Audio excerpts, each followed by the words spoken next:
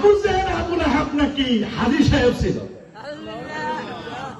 মুসলমান ছিল। শুনেন নাই ফেতনা? এটা শুনেন নাই?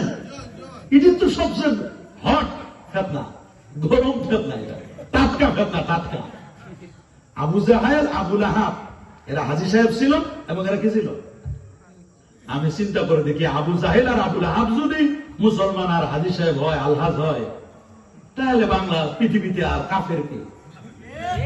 আপনি যে আবু জেহেলকে কাফের বলেন, আপনি যে আবু তালেবকে কাফের বলেন, আপনি যে আবু জেহেলকে কাফেরদের সর্দার বলেন, তারাও কিন্তু আমার আপনার মতো মুসলমান ছিল।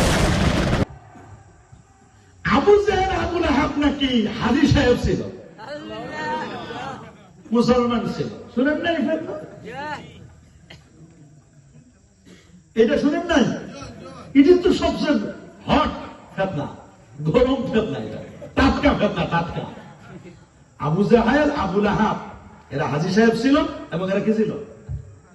আমি চিন্তা করে দেখি, আবু জাহেল আর আবু লাহাব যদি মুসলমান আর হাজী সাহেব হয়, আলহাজ হয়, তাহলে বাংলা পৃথিবীতে আর কাফের কি? এরাই যদি মুসলমান হয়, হাজী সাহেব হয়, চিন্তা করে দেখেন। রাসূলুল্লাহ বলেছেন, ইন্না আবা জাহাল ফিরাউনুল হাদিল উম্মাহ। আল্লাহ নবী বলেন, আবু জাহেল আমার উম্মতের ফিরাউন।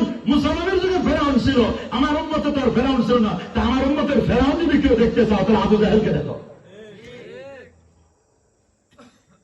রাসূলুল্লাহ বলেছেন, আমার উম্মতের আবু জাহেলকে, ফিরাউনকে।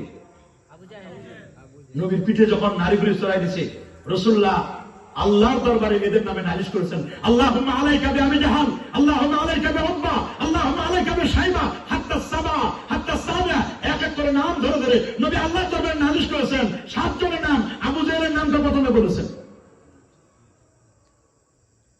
নবীজি কখনো বদদোয়া করেন না, কিন্তু কয়েক জায়গায় বদদোয়া করেছেন। তার মধ্যে এটা একটা বুখারীর হাদিস, আল্লাহুম্মা আলাইকা বিআবি জাহাল, উতবা ওয়া শাইবা, এভাবে করে গালি দিয়েছেন, নাম ধরেছেন। ফেতনা নাই?